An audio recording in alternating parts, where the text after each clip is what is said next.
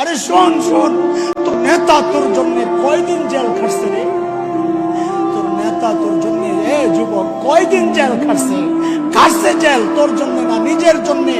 আরে তোমার নেতা তোমার জন্য কয়দিন রক্তাক্ত হয়েছেন? তোমার নেতা কয়দিন তোমার জন্য মাথা টুকরা টুকরা ক্ষত বিক্ষত করেছেন? কয়দিন তোমার নেতা তার দন্দন মুবারক শহীদ করেছেন?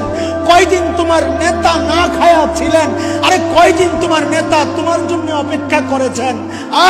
না চাইতেই মালিক এমন এক নেতা মুহাম্মদুর রাসূলুল্লাহ সাল্লাল্লাহু আলাইহি ওয়াসাল্লাম দিয়েছেন, যিনি আমার আর তোমার জন্য ক্ষত বিক্ষত হয়েছেন, যিনি আমার আর তোমার জন্য জেল কেটেছেন, যিনি আমার আর তোমার জন্য মাথা মুবারক তার ক্ষত বিক্ষত হয়েছে, দান্দান মুবারক শহীদ হয়েছে।